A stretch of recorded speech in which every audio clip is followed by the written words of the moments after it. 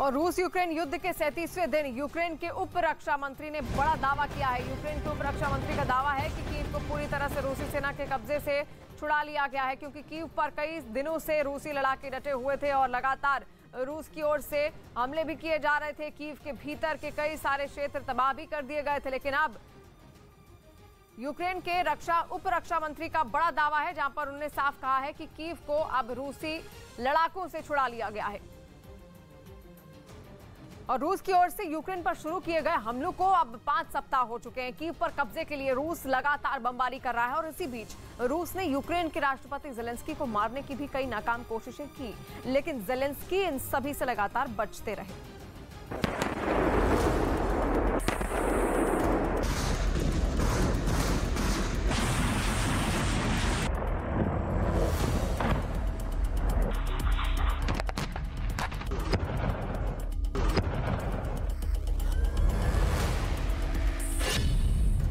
या रात यूक्रेन पर बम और मिसाइलों की बरसात हो रही है।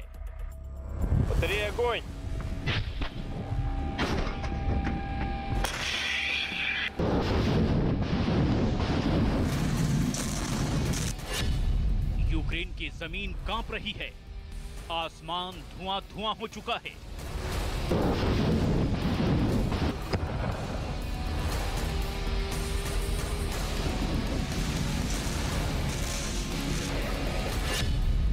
पूरब, पश्चिम, उत्तर, दक्षिण हर तरफ से यूक्रेन पर लगातार हमले हो रहे हैं।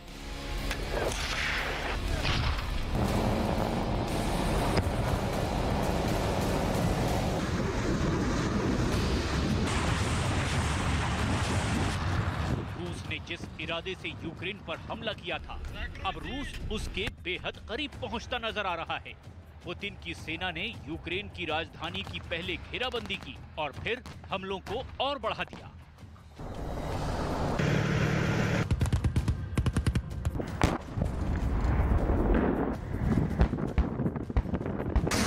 यूक्रेन के कोने-कोने में रूस बमों और मिसाइलों से हमला करके जल्द से जल्द कब्जा करने की कोशिश में जुटा हुआ है।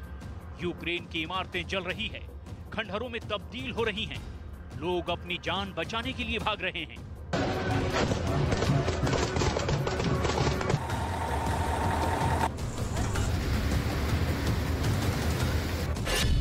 तो अब पुतिन के पंजे से ज़ेलेंस्की को कौन बचाएगा?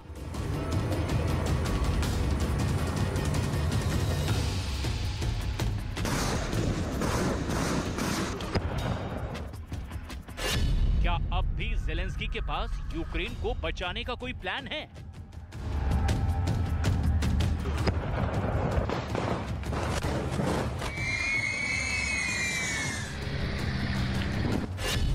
क्या ज़ेलेंस्की के पास पुतिन के खिलाफ कोई ब्रह्मास्त्र है?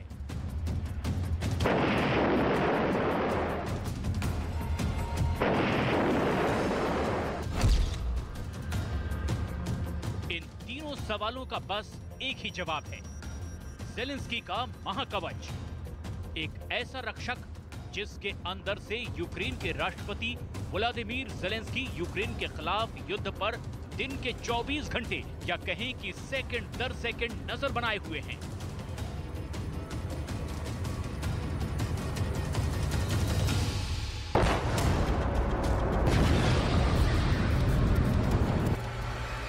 रूस और यूक्रेन जंग के दौरान हो रही हर हलचल पर ज़ेलेंस्की की नजर है।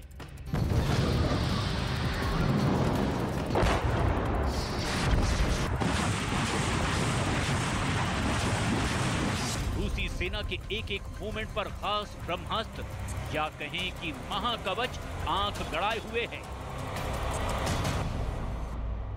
पुतिन ने यूक्रेन पर इतना जबरदस्त हमला किया है कि शहर के शहर वीरान हो गए हैं। लोग अपने घरों को खाली छोड़ करके बाहर भाग रहे हैं, दूसरे देशों में शरण मांग रहे हैं।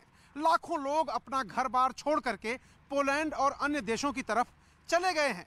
इसके बावजूद न रूस रुक रहा है और न ही ज़ेलेंस्की हार मारने को तैयार हैं।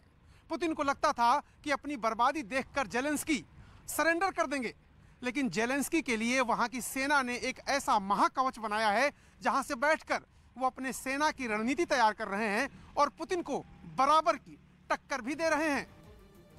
वहीं यूक्रेन की सेना ने मिसाइल से हमला कर रूसी फौज के टैंक को उड़ा दिया। हालांकि ये टैंक किस शहर में तबाह किया गया इसका अब तक पता नहीं चल सका है, लेकिन यूक्रेन की तरफ से इसका एक वीडियो जारी किया गया और उस वीडियो में रूसी फौज का एक टैंक मिसाइल हमले के बाद जोरदार धमाके के साथ फटता दिखाई दिया। बताया गया कि वो टैंक दुश्मन की सेना पर गोले बरसाता हुआ तेजी से आगे बढ़ रहा था, जिसके बाद यूक्रेन की सेना ने उस पर मिसाइल से हमला किया।